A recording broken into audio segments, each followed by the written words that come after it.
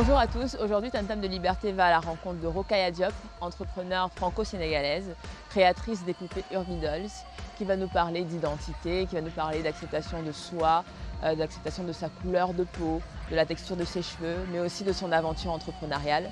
Donc n'hésitez pas à regarder la vidéo jusqu'à la fin et aller lire l'article sur www.tamtamdeliberté.com. Ciao!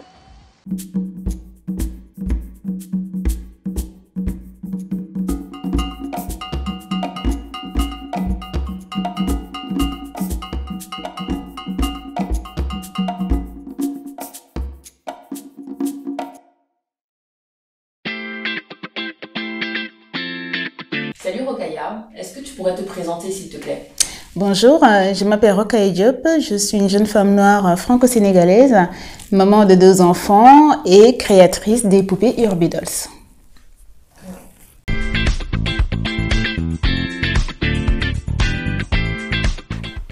Rokhaya, est-ce que tu pourrais nous donner ton ambition avec Urbidols?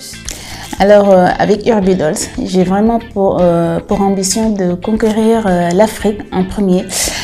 Déjà en France, parce que voilà, je vis en France, mais l'Afrique fait partie vraiment de mes plus gros projets, parce que je trouve que en 2020, on est en 2020 et encore la plupart des petits Africains jouent avec des poupées blanches et je trouve que c'est pas que c'est pas normal, mais je préfère que nos enfants noirs et métis jouent d'abord avec des poupées qui leur ressemblent afin de se valoriser, de s'estimer. Voilà, je trouve que c'est important pour nos enfants en fait d'avoir des poupées qui leur ressemblent. Et effectivement, mon but c'est de détrôner un petit peu Barbie en Afrique. Barbie a la chance aujourd'hui d'inonder, on va dire, un petit peu le monde de ses jouets, de ses Barbie. Et je pense que c'est pas avec des poupées blanches, Barbie, toutes maigres, que nos enfants vont s'assumer déjà, avec assumer leur couleur de peau, leurs cheveux crépus, c'est important. Et enfin, il y a beaucoup de valeurs que Barbie ne prône pas et je pense que c'est à nous les Africains aujourd'hui de faire en sorte que nos enfants aient des choses qui leur ressemblent.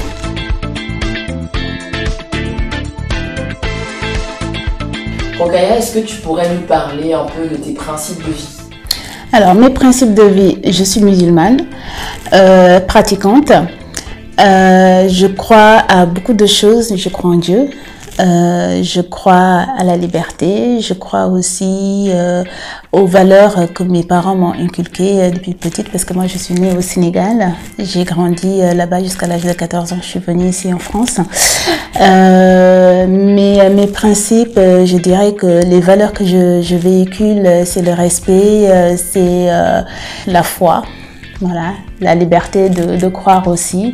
Voilà, je dirais tout simplement c'est ces valeurs-là.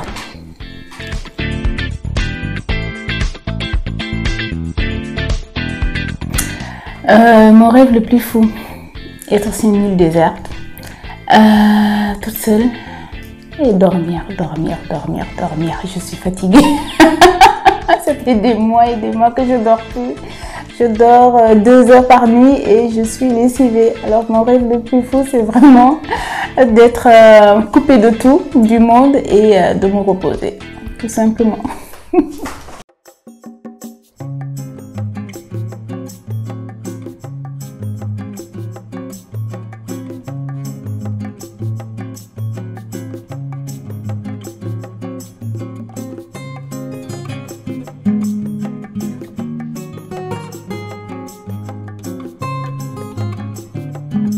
Rokhaya, est-ce que tu pourrais nous dire aujourd'hui à quel besoin Urbidols répond? Alors, le besoin auquel Urbidols répond, moi je dirais déjà l'acceptation de soi par le biais des poupées noires. Je trouve tellement important aujourd'hui que nos enfants aient des poupées qui leur ressemblent. Quand on va dans les magasins de jouets, je ne vais pas nommer les noms, mais les grandes surfaces, voilà. Tout en rayon, on va trouver que des poupées blanches, voilà. Et un petit rayon où on va trouver quelques poupées noires, et c'est des poupées qui ne nous ressemblent pas. des poupées qui sont, je dirais, limite bizarres, parce que il y a ce côté un petit peu caricatural, hein, avec le gros nez, la grande bouche, même la peau, la couleur de peau qui n'a rien à voir avec notre couleur à nous. Je pense que voilà, c'est du coup moi en fait je réponds à un besoin où la plupart des enfants noirs et métis peuvent s'identifier en fait avec mes poupées noires, hein, parce que je les ai déclinées de la poupée la plus claire, métisse, à la poupée la plus noire que vous voyez là, qui a vraiment le teint ébène, parce qu'il y a des enfants qui sont très noirs, avec une très belle peau couleur noire ébène, et je trouve que c'est tellement important que tout le monde puisse s'identifier en fait à sa poupée de par la couleur de peau, les cheveux, voilà, parce que les cheveux aussi c'est important, c'est notre être, hein.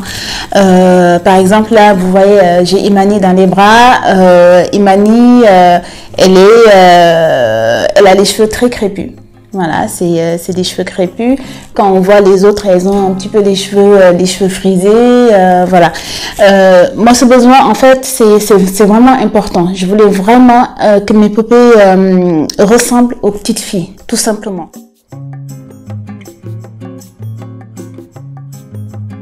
Rokhaya, est-ce que tu pourrais nous dire quel a été le déclic pour toi quand tu as décidé de lancer Urbidols?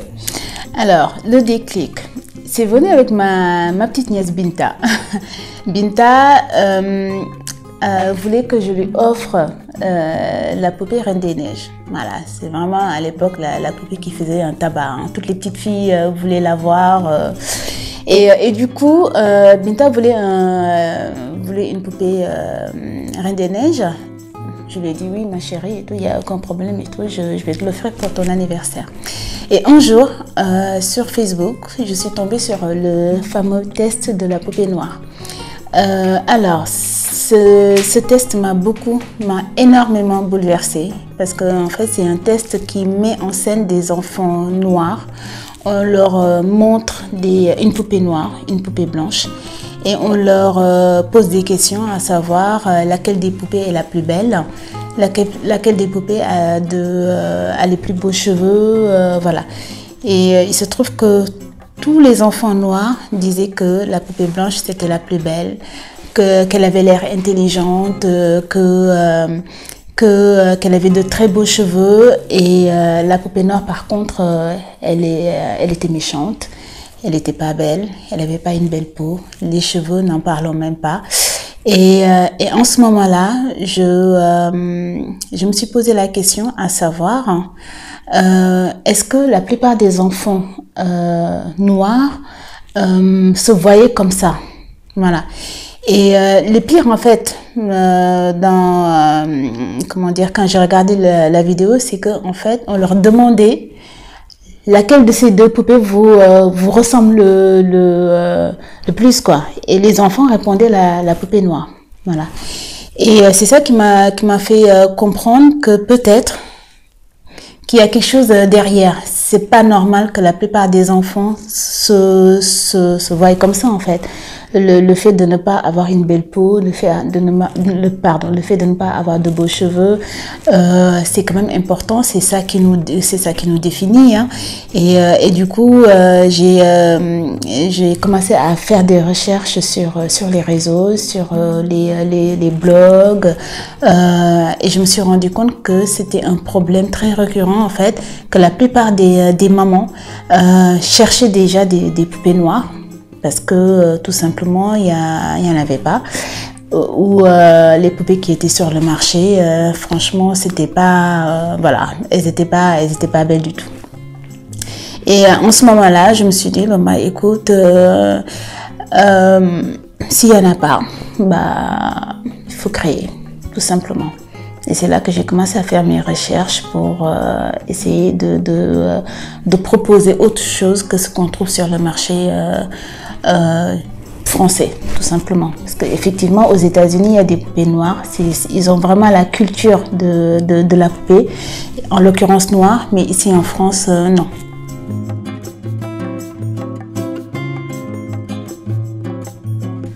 Alors Rokhaya, est-ce que tu pourrais nous parler un peu plus d'Urbidols? Alors, Urbidols. Urbidols, je vais déjà vous dire la signification. Urbi veut dire princesse en égyptien, parce que j'adore tout ce qui concerne l'Égypte. Et dolls, bah, poupée, tout simplement. Donc, c'était un petit clin d'œil à nos petites princesses, à nos petites princesses noires et métisses, tout simplement. Urbidols est né en 2016, voilà. 3 ans avant Urbidols, c'était déjà né dans ma tête. Mais je me suis lancée vraiment en 2016 parce qu'à l'époque je travaillais, je suis tombée enceinte et c'était le bon timing parce que j'avais du temps. J'étais en congé maternité. Je me suis dit, là, le projet que tu voulais mettre en place depuis longtemps, bon bah ça y est, c'est bon, c'est le moment. Là, tu as du temps. Au lieu de regarder les feux de l'amour, bon bah écoute, c'est l'occasion maintenant de mettre de faire naître ton projet.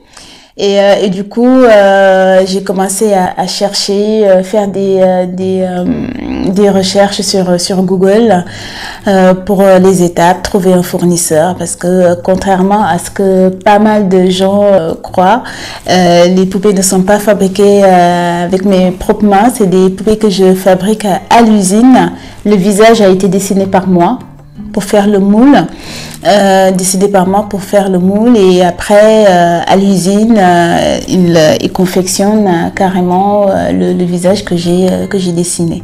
Après les poupées, quand elles arrivent, moi j'ai une équipe de couturières et là on les habille, voilà.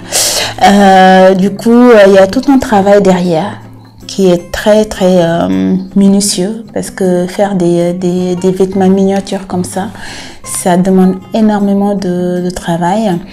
En plus moi j'aime la mode, du coup je trouve que c'est rendre à nos enfants, c'est rendre hommage à nos enfants que de leur fabriquer des poupées qui donnent vraiment envie. Du coup, au niveau des vêtements, je dessine beaucoup les vêtements que je veux que les poupées portent. Et après, une équipe de couturières coud les vêtements comme moi je l'ai dessiné. Et du coup, voilà, elles sont plutôt fashion, comme nos enfants d'ailleurs, parce que moi, mon but en fait, c'est de valoriser l'enfant noir et métis. Voilà, je trouve que nos enfants, ils sont beaux, ils ont une magnifique couleur noire, ils ont de très beaux cheveux, il faut leur rendre hommage, il faut les valoriser, il faut dire à nos enfants qu'on les aime, qu'ils sont beaux, qu'ils peuvent tout faire dans la vie. Et en fait, c'est un message très positif que je renvoie à travers les poupées. Et voilà, et du coup je me dis que les enfants, en voyant une poupée comme ça, habillée comme elle ou il, hein, forcément il va tomber amoureux de sa poupée, ou elle, hein, il en général va tomber amoureux de sa poupée. Et effectivement c'est maman, oh là là, cette poupée elle me ressemble, elle est trop belle et tout, j'ai envie de la voir, voilà, elle a de très beaux cheveux crépus, elle a de très beaux cheveux frisés, elle est comme moi, voilà, c'est vraiment ça que l'esprit d'Urbidols en fait finalement. Voilà, du coup la marque elle est née en 2016. J'ai reçu les produits, tout a été confectionné, prêt en 2017. L'aventure vraiment Urbidols a commencé en 2017, où j'ai commencé par une petite quantité pour voir à peu près comment allaient réagir les gens. Et la petite quantité, on va dire de 300 est partie en l'espace de 2 mois. Voilà. Et après, je me suis retrouvée en rupture de stock pour la période Noël. Et là, je me suis dit, oh là là, comment je vais faire et tout.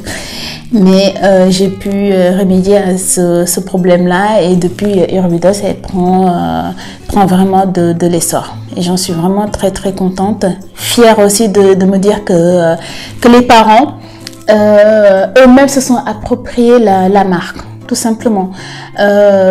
quand je reçois des messages de la part de maman me disant merci d'avoir créé ces poupées-là, parce que tout simplement aujourd'hui ma fille ou mon garçon, parce qu'il n'y a pas que les filles qui jouent avec des poupées, hein, il y a les garçons aussi.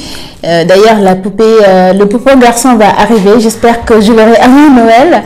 Et le fait de recevoir des messages de reconnaissance, hein, des messages où on me dit franchement merci. Quand je l'ai vu,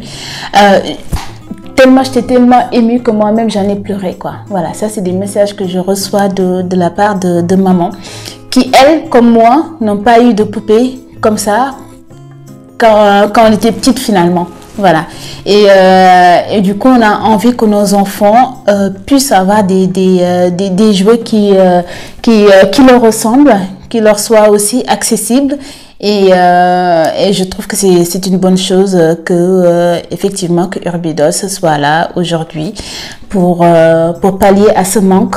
Parce que c'est un manque qu'on est en train de combler, et je trouve que c'est vraiment c'est important, tout simplement. C'est important pour nos enfants, c'est important pour nous, c'est important aussi pour la société, parce que tout simplement les poupées noires permettent aussi à d'autres enfants qui ne sont pas noirs de représenter leurs copains de jeu, de représenter une copine, une meilleure amie noire, métisse, voilà.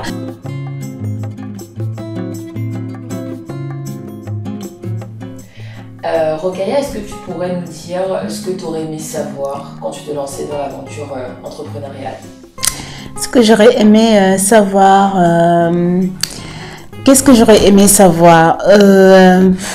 C'est vrai que entreprendre c'est pas facile. Il y a des hauts et des bas. Moi j'ai arrêté mon travail pour faire que ça, parce que c'est ma passion, parce que j'aime ça. Je trouve que c'est un projet qui est très noble. Du coup c'est vrai que c'est mon activité principale. Du coup je me donne à fond, je ne compte pas mes heures, je ne compte pas mes nuits. Des fois, je reçois un message à 2 h du matin, je ne suis pas en train de dormir, je réponds, et mon mari me dit il va falloir que tu saches faire la part des choses entre ta vie personnelle, ta vie professionnelle, parce que tu ne peux pas non plus tout le temps être scotché à ton portable. Et ça, c'est vrai. J'aurais aimé qu'on me dise de ne pas mélanger les deux. Voilà, de prendre du temps pour soi aussi, parce que ça c'est quelque chose que je ne sais pas faire jusqu'à présent. On est en 2020, j'ai créé Urbidols en 2016, et jusqu'à maintenant je n'arrive pas à faire la part des choses, parce que tout simplement c'est ma passion. Je vis de ça, et j'ai tellement envie d'amener Urbidols très très loin. Du coup, je me dis que j'ai pas droit à l'erreur, et je suis tout le temps en mouvement. Je travaille même les dimanches. Je travaille des dimanches de 11 h jusqu'à 17 h. Alors, pour vous dire comme quoi que c'est pas du tout évident d'entreprendre. Il y a des hauts et des bas, il y a des échecs, mais il y a des succès aussi, et ne jamais lâcher, tout simplement. Voilà.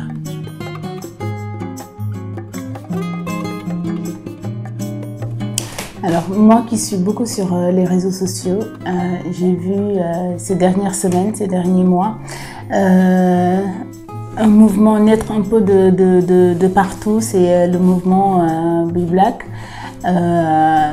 qui incite les gens à consommer noir.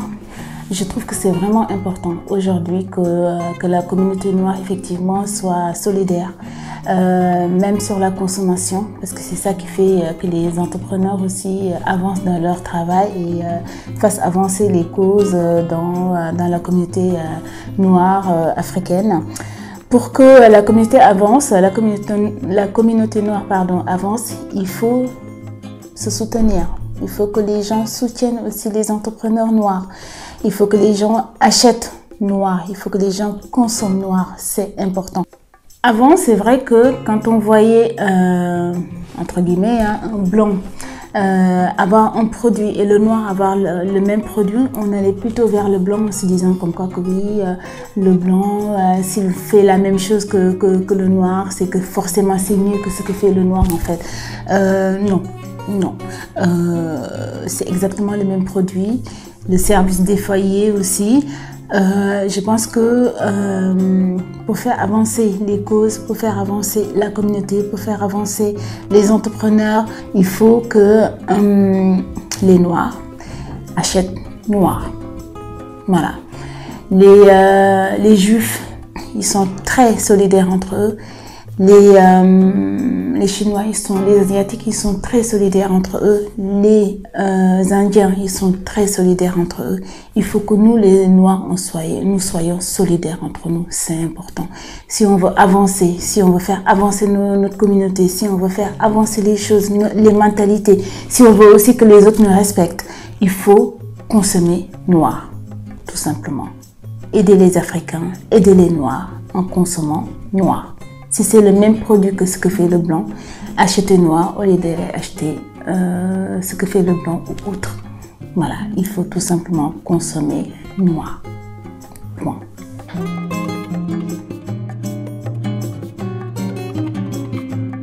Rokhaya, tu es une femme, une mère de famille. Est-ce que tu pourrais nous dire 2-3 mots vis-à-vis de ta vie perso, de l'équilibre entre la vie pro et perso? Alors, c'est pas évident d'allier les deux, la vie personnelle et la vie professionnelle, surtout quand on est entrepreneur. Voilà, quand on est salarié, c'est très rythmé, c'est-à-dire qu'on a des horaires de bureau, on rentre, voilà, on s'occupe des enfants. Moi, c'est vrai que depuis que je me suis mise quand même à mon compte à 100%, j'essaie quand même d'avoir un peu de temps pour mes enfants. C'est-à-dire que je tiens absolument à aller les chercher à l'école à 4h30. Ça veut dire que dans ce cas-là, à 4h, mon travail professionnel, entre guillemets, laisse la place à la vie personnelle. Voilà. Du coup, je vais chercher mes enfants et après les devoirs, tout ça. Mais le travail reprend, le travail professionnel reprend à partir de 21h. Parce que tout simplement, voilà, les enfants sont couchés et là j'ai du temps pour après répondre aux mails, tout ça. Mais effectivement, c'est pas du tout facile de faire les deux, d'autant plus que moi je me rappelle, c'était l'année dernière, j'ai mon fils de 3 ans qui m'a dit un jour, maman, arrête de t'occuper de tes poupées et occupe-toi de moi.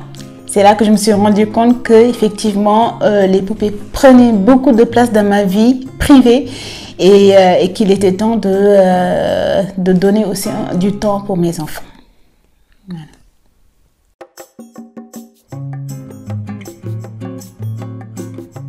Alors, cette saleté de Covid. Franchement, a tué beaucoup d'entrepreneurs. Voilà, dans tous les domaines. Moi, concernant Urbidos, je dirais que je m'en suis pas mal sortie quand même, franchement, parce que tout simplement pendant le confinement, je me suis retrouvée en rupture de stock. Les gens, ils ne pouvaient pas sortir. Du coup, qu'est-ce qu'ils faisaient? Ils achetaient sur Internet. Et c'est vrai que j'ai tiré mon épingle du jeu parce que tout simplement, les gens, c'était une période très particulière d'ailleurs, hein, très compliquée, très difficile, beaucoup d'angoisse. Du coup, j'avais l'impression que les gens cherchaient vraiment à se faire plaisir. Du coup, on faisait plaisir aussi aux enfants, il fallait leur acheter des jouets. Moi-même, la première, hein, j'ai acheté des cahiers de dessin, j'ai acheté des jouets pour mes enfants. Avengers et compagnie, il fallait vraiment les occuper. Et du coup, c'est vrai que pendant le confinement, moi, je m'en suis très bien sortie parce que mon site fonctionnait mais vraiment à 100%. J'avais tout le temps des commandes, ce qui fait que je me suis retrouvée en rupture de stock très rapidement. Et c'était compliqué à gérer parce que quand je me suis retrouvée en rupture de stock, les commandes ne pouvaient pas suivre derrière. Je me suis retrouvée sans rien. jusqu'au déconfinement.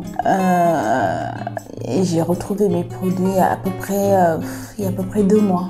Parce que l'usine ne pouvait plus produire non plus, parce que c'est en Espagne, et eux aussi sont retrouvés en confinement. Les usines fonctionnaient au ralenti, il y avait des cas de Covid aussi au sein des usines, alors du coup la production n'était pas assurée à 100%. Ce qui fait que voilà, ça c'était la période la plus morose de mon activité, mais sinon pendant le confinement, franchement, j'étais plutôt contente. Mais effectivement, les 2 mois où j'ai pas pu produire, où j'ai produit aussi en retard, ça a eu vraiment un impact négatif, voilà, sur mon activité. Mais là, je me remets à flot. Les commandes recommencent parce que Noël arrive. Je suis contente que mon activité reprend. Je suis contente que les choses essayent de s'améliorer un petit peu malgré le contexte très très difficile. Après, je ne suis pas la seule. On est tous dans le même cas. On est tous aussi impactés par la crise sanitaire. On fait avec, on n'a pas le choix, voilà. Et on essaye de faire en sorte de respecter les règles pour que cette saleté, je dirais cette saleté de Covid, passe son chemin et voilà.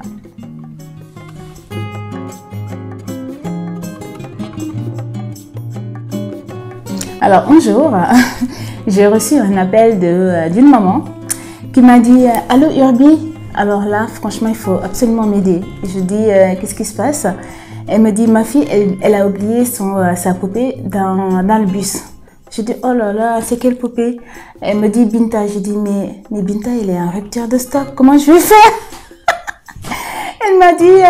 Elle m'a dit « Oh non, ne me dites pas ça parce que c'est sa poupée quoi. Elle peut plus du tout s'en passer. » J'ai dit « Bah, je suis désolée, mais là, je suis vraiment en rupture de stock concernant Binta. J'ai carrément plus de Binta et j'ai même plus de Neyla parce qu'à l'époque, j'en avais que 2.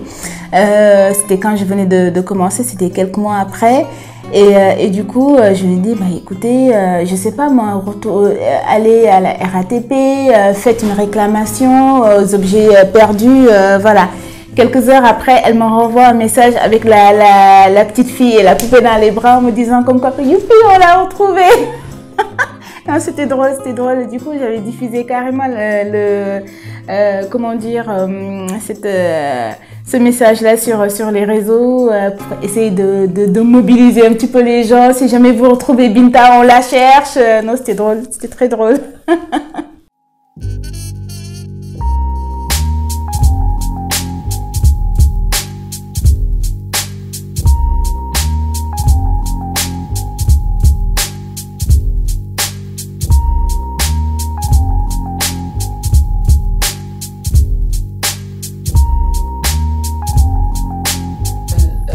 Est-ce que tu pourrais nous parler maintenant de Dakar, de ton Afrique finalement? Alors moi je suis née à Dakar et c'est vrai que j'ai grandi à Dakar. Je suis arrivée ici adolescente, mais quand même j'ai passé mon enfance à Dakar. Le Sénégal, c'est un magnifique pays, vraiment. J'espère que vous aurez la chance d'y aller un jour si vous n'avez pas été, si vous n'avez pas encore mis les pieds là-bas. Mais le Sénégal, c'est le pays de la Teranga. Teranga, ça veut dire comme quoi que c'est un pays très accueillant. Les gens sont très solidaires. Il y a beaucoup d'empathie, les gens sont accueillants, voilà, moi je suis très fière d'être sénégalaise, vraiment. Je parle tout le temps de mon Afrique, mais de mon Sénégal et c'est mon pays quoi, c'est mon pays tout simplement.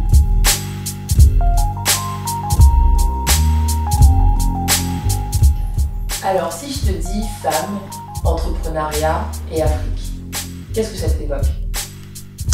Je dirais des souvenirs, ma mère, ma sœur. D'abord ma mère parce que ma mère c'est une entrepreneur. Je me rappelle quand j'étais petite, Elle avait un atelier de tisserand chez nous. Il y avait, parce qu'à l'époque, en fait, c'était des Guinéens qui venaient au Sénégal pour travailler. Et eux, ils tissent très bien le pagne et le pagne tissé. Et du coup, elle avait trois personnes qui tissaient pour elle. Et du coup, elle vendait les pagnes après à ses amis, à ses copines, à son entourage. Et voilà, ça marchait très très bien d'ailleurs. Et aussi ma grande sœur, Bousso, qui elle, c'est une de mes héroïnes. Parce que tout simplement, ma sœur, je l'ai vue, comment dire, je l'ai vue entreprendre, je l'ai vue voyager toute seule à l'âge de 24 ans, partir en Espagne, partir à Las Palmas, aller un peu partout en Europe, ramener des vêtements de mode. C'est elle qui m'a donné le goût d'ailleurs de la mode parce que voilà, elle ramenait des choses tellement fashion. Et des chaussures en cuir, voilà, c'est une grande commerçante. Même aujourd'hui, parce qu'elle tient un restaurant au Sénégal. Elle a connu beaucoup d'échecs, mais c'est une femme qui s'est toujours relevée. Elle, c'est la personne, je pense, que j'admire le plus, parce que c'est une entrepreneur comme je l'entends en fait, avec ses échecs, ses réussites, mais une personne qui ne lâche jamais. Après, il y a d'autres femmes aussi, entrepreneurs en Afrique. Je dirais même toutes les femmes africaines sont des entrepreneurs. Toutes les femmes africaines, pardon, en Afrique. Voilà. Parce que c'est des femmes volontaires, c'est des femmes entrepreneurs, c'est des femmes déterminées, c'est des femmes qui se lèvent très tôt pour aller chercher de quoi bouillir la marmite. C'est des femmes qui sont courageuses. C'est elles qui tiennent la maison, c'est elles qui font tout, c'est elles qui... voilà, moi je suis admirative vraiment de la femme africaine. Et du coup, c'est vrai qu'à chaque fois qu'on me demande quelle est la femme qui t'inspire le plus, je dis toujours effectivement les deux premières femmes, c'est ma sœur et ma mère. Mais après, je parle de toutes les femmes africaines. Voilà, tout simplement parce que je les admire.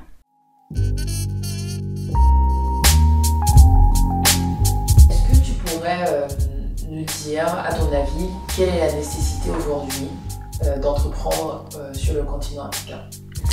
Alors, moi je dirais que l'Afrique c'est un continent où il y a tout à faire.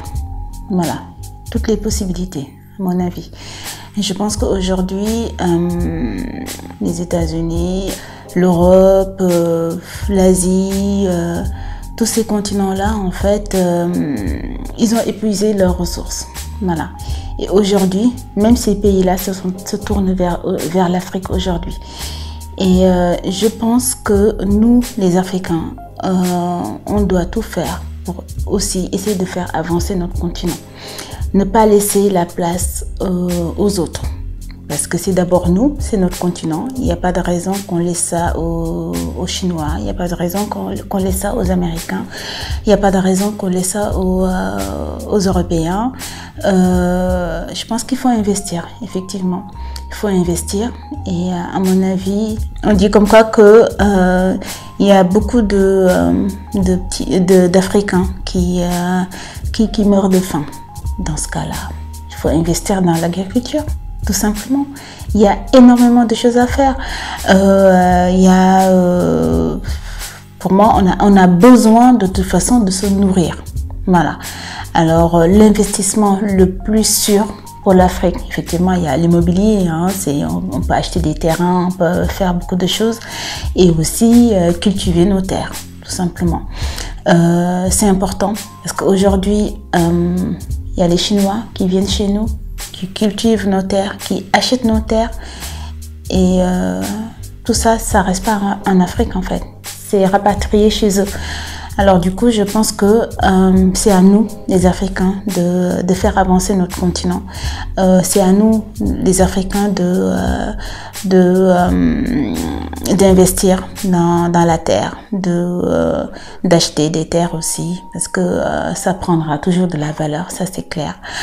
C'est le meilleur des investissements. De toute façon, on le dit tout le temps, la terre, il n'y a pas mieux comme investissement. Et après la terre, dans ce cas, il faut la cultiver, voilà. Moi, je donne ça par exemple, mais il y a d'autres domaines où on peut aussi, où on peut investir pour faire avancer des choses. Mais effectivement, je pense qu'aujourd'hui, il faut absolument que nous, les Africains, en tout cas, on fasse quand on le peut, hein. Des fois, on peut ne pas investir chez nous parce que faut aussi faire confiance aux gens qui sont là-bas. Quand on est ici, c'est un peu difficile. Je ne dis pas de rentrer et d'investir, mais en tout cas d'essayer si on le peut, d'avoir une personne de confiance qui peut superviser tout ça. C'est pas facile, c'est clair. Mais voilà, moi pour ma part, à ma petite échelle, effectivement aussi, j'ai décidé d'investir au Sénégal. J'ai déjà acheté des terrains, j'ai un projet de cultiver les terres. Voilà, c'est ma petite part à moi pour faire avancer mon Afrique, pour faire avancer mon pays, pour faire avancer ma ville, Dakar.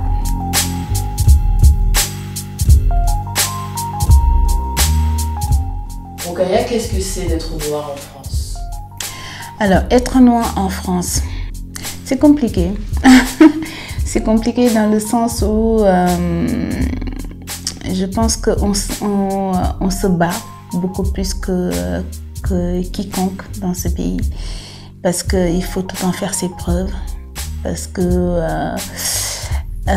on porte notre couleur. On porte nos cheveux crépus, des fois c'est mal compris. Quand on porte nos cheveux crépus, on nous demande, nous les femmes en tout cas, qu'est-ce que tu revendiques? Alors que c'est nos cheveux, je veux dire, on revendique rien. On porte nos cheveux parce que c'est notre être, ça fait partie de nous. Et du coup, être noire en France, c'est vraiment très très compliqué, des fois. Voilà. Moi, j'ai pas de soucis particuliers, mais c'est vrai que des fois, j'ai mes amis, mes copines qui me disent oui, aujourd'hui, j'ai lâché mes cheveux, du coup, mes collègues, ils étaient là en train de me dire, oh là là, tes cheveux et tout, fais voir, elles touchent, on dirait de la paille, on dirait du mouton, la peau de mouton, je trouve ça aberrant en fait, voilà. Du coup, nous, en tant que femmes noires, on est en permanence en train de faire nos preuves, que ce soit au travail, que ce soit dans la rue, que ce soit partout dans la société en fait. Voilà, il faut en faire beaucoup plus que les autres. Et je trouve que ce n'est pas normal. Ce n'est pas normal parce que on a notre place ici en France, c'est notre pays aussi. Malgré le fait qu'on est noire, africaine, peu importe, c'est notre pays parce que on vit ici. Et je pense que c'est normal qu'on nous accepte. Mais des fois, c'est compliqué, très compliqué.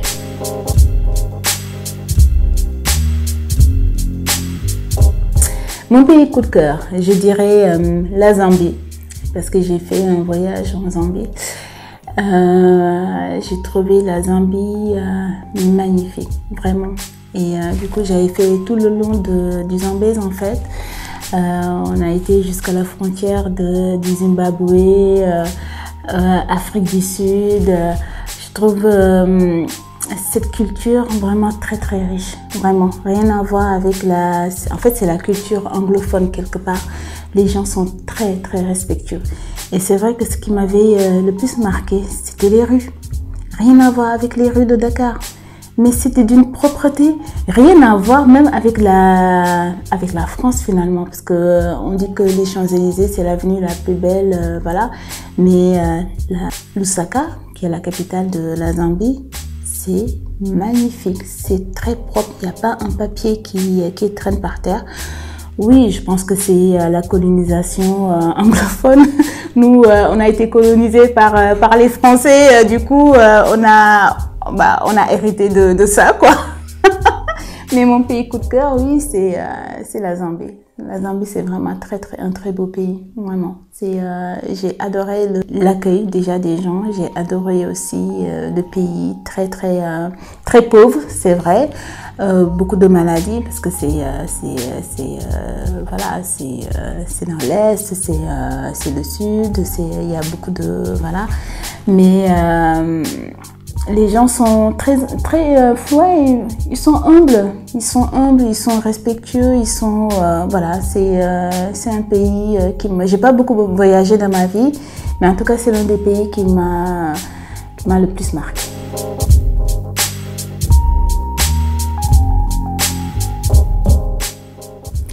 Je me rappelle, j'avais 8 ans.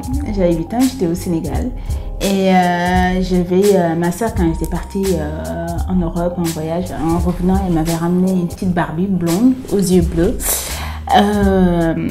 La Barbie est très jolie d'ailleurs, hein, mais j'avais conscience qu'elle ne me ressemblait pas. Du coup, qu'est-ce que j'avais fait à l'époque? J'avais pris du charbon, vraiment du charbon, que j'avais bien pilé. Et je me suis mis vraiment à la maquiller tout le corps, tout le visage, les cheveux pour les rendre noirs aussi. Je me rends compte aujourd'hui avec le recul que j'avais besoin que cette poupée-là en fait me ressemble, tout simplement. Parce que j'avais 8 ans, je jouais dans les rues de Dakar avec une poupée blonde aux yeux bleus, rien à voir avec moi. Du coup, il fallait absolument que cette poupée soit à mon image. Et il n'y avait rien de mieux pour moi à l'époque que de la maquiller avec du charbon. Et ça donnait très bien.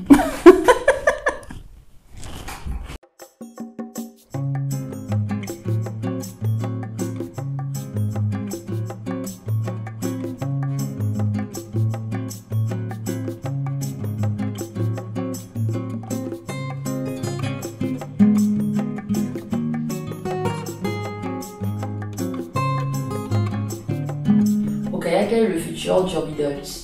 Alors, le futur d'Urby Dolls, je dirais que déjà, ça commence bien. Parce que Urby Dolls commence à envahir un petit peu, entre guillemets, le monde. On est déjà présent, on va dire, un peu partout déjà dans les DOM. Les dom-toms, on est aux Antilles, Guadeloupe, Martinique, Réunion, Mayotte. Je trouve que c'est vraiment génial. J'ai eu une demande récemment pour la Guyane. En Europe, Urby Dolls est à Bruxelles, et à Genève, à Liège bientôt, en France. Première, normal, on vit ici. On espère pour l'Afrique dans pas longtemps. Ça, c'est vraiment quelque chose qui me tient vraiment beaucoup à cœur. Du coup, je travaille beaucoup pour ça, pour l'Afrique, parce que je pense que c'est vraiment important pour qu'on aille s'implanter là-bas. Mais comme on dit, petit à petit, l'oiseau fait son nid. Mais je suis quand même très contente de me dire comme quoi qu'on est déjà dans beaucoup de pays. Les ventes arrivent de partout. On a des ventes qui arrivent d'Australie. C'est quand même énorme. On a des ventes qui arrivent des États-Unis. Les États-Unis, maintenant, c'est devenu banal. Hein? Il y a tout le temps des commandes, même pour le Canada aussi. Du coup, ça, c'est vraiment la magie de l'Internet. Je trouve que c'est vraiment génial Internet parce que la première fois que j'ai reçu la commande venant d'Australie, j'ai dit à mon mari, mon Dieu, mais comment est-ce qu'il m'a trouvé? Mon mari m'a dit, Internet quoi, Internet, ça touche le monde. C'est pour ça qu'en fait, quand on entreprend, c'est primordial d'avoir un site Internet parce que ça permet de vendre un peu partout. Et c'est vrai qu'on me demande beaucoup, est-ce que vous avez une boutique physique? Pour l'instant, non. Pour l'instant, non. Les boutiques physiques, c'est bien parce qu'on a une vitrine. Mais pour moi, la meilleure des vitrines, c'est vraiment d'avoir un site internet. Parce que ça permet de toucher, pas que les gens du coin, mais de toucher le monde. Voilà. Et d'être présent aussi sur les réseaux, Facebook, Instagram. Voilà, c'est aujourd'hui des plateformes, enfin plateformes entre guillemets, mais c'est aujourd'hui des sites où il faut être présent en fait. Voilà, aujourd'hui c'est Internet, on est dans l'ère Internet et on peut pas faire sans. Du coup, Urbidos prospère, Urbidos se développe moi je me vois bien demain dans un avenir très proche avoir mon petit carré aux Galeries Lafayette, au Bon Marché. Voilà, je trouve que ça ce serait vraiment une consécration de nos poupées, tout simplement.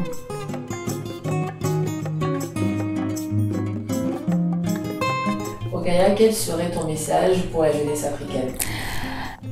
Mon message pour la jeunesse africaine, je leur dirais d'oser. Je leur dirais de ne pas avoir peur. Je leur dirais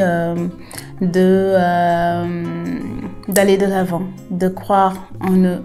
Je leur dirais que l'échec existe, mais il faut toujours se relever. Voilà, il faut savoir apprendre de ses erreurs. Je leur dirais de s'armer de patience, parce que l'entrepreneuriat c'est un long fleuve. Voilà, c'est dans le temps que ça commence à porter ses fruits. Voilà, c'est pas évident tous les jours, mais il faut jamais rien lâcher, jamais. Voilà. Quand on aime ce qu'on fait, on se donne les moyens. C'est-à-dire qu'on ne compte pas ses heures, on ne compte pas ses nuits. On essaie de faire en sorte de toujours être positif, c'est important. De s'accompagner aussi de gens qui t'élèvent. Voilà, vers le haut, c'est important parce que quand on entreprend et qu'on est à côté de personnes qui sont négatives, c'est compliqué. Voilà. Moi, c'est ça mon message à la jeunesse africaine, de rêver, mais de faire ses rêves une réalité.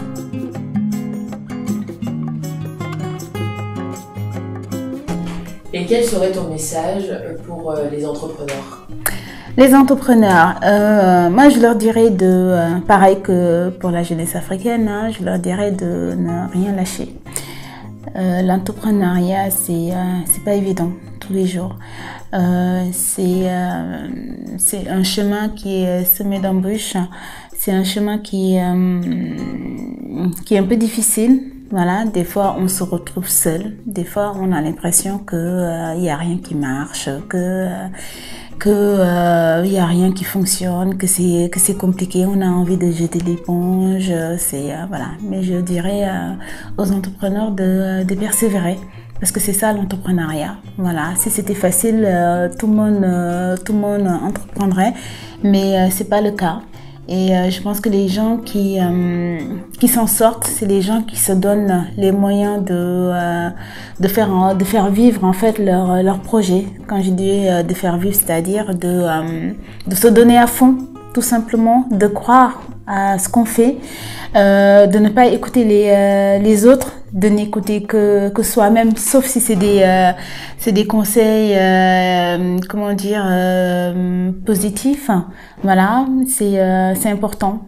C'est important de s'accompagner. C'est important de s'accompagner de gens qui nous portent vers le haut. Du coup, oui, c'est un chemin qui n'est pas évident du tout, mais à mon avis, c'est l'un des... pour moi, en tout cas, personnellement, entreprendre, c'est vraiment la meilleure décision que j'ai prise dans ma vie privée. C'est la meilleure décision que j'ai prise dans ma vie professionnelle. Voilà. Et privée aussi.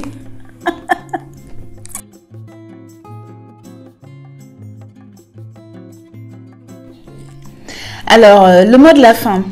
Je dirais, seul j'irai vite, ensemble nous irons loin. Pourquoi?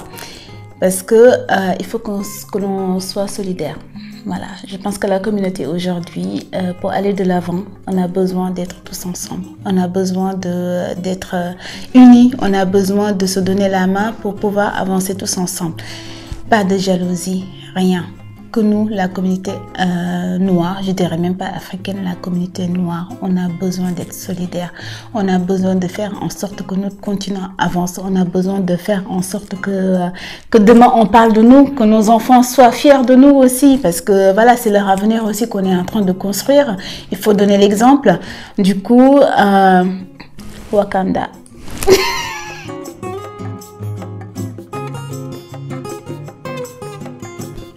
Rokhaya Diop, créatrice des poupées noires Urbidols. Je suis une femme noire sénégalaise, dakaroise, courageuse, déterminée et je veux conquérir le monde.